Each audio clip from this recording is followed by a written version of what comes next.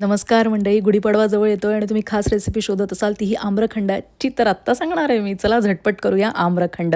याच्यासाठी मी घेतलेलं आहे 500 ग्राम गोड असं दही. तर गोड चवीचं दही घ्या. घरगुती असेल तर अतिशय उत्तम. सुती कापडामध्ये ते बांधून घ्यायचं आहे. खाली एक भांडं आणि चाळणीमध्ये हे सुती कापड बांधलेलं दह्याचं ठेवायचं. त्याच्यावर झाकण आणि थोडं जाड बुडाचं भांडं किंवा खल ठेवायचा आणि रात्रभर आपल्याला हे चक्का करण्यासाठी ठेवायचं आहे. सकाळी उघडून बघायचं, सगळं आंबट पाणी खाली निघून गेलेलं असतं आणि असा छान मऊ सुंदर गोड चवीचा चक्का आपल्याला घरच्या घरी उपलब्ध होतो.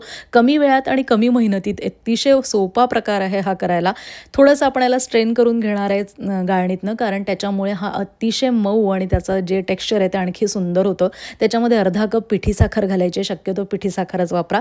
मी याच्यात रेडीमेड मँगोचा पल्प घालते आहे. त्याच्यामुळे येणारी चव आणि रंग अतिशय खुलून येतो. तो साधारण 1.5 कप घातला आहे आणि आपला आम्रखंड तयार आहे. काय करायला लागतं? अजिबात काहीच करायला लागत नाही आणि गॅसशिवाय होणारी सगळ्यात सोपी पाककृती आहे. सगळ्यात सोपा गोडाचा प्रकार आहे. ह्याच्यात वेलची पूड घाला, केशर घाला, ड्रायफ्रूट्स घाला, आंब्याचे तुकडे घाला आणि आम्रखंड गट्टम करून टाका. तर असा खास बेत या गुढीपाडव्याला करायला विसरू नका. गरमागरम पुरी आणि असं हे मस्त झटपट होणारं 15-20 मिनिटात होणारा आम्रखंड जरूर करून बघा. ही पाककृती आवडली असेल आणि डिटेल बघायची असेल तर खालच्या त्रिकोणावर क्लिक करून बघायलाही विसरू नका.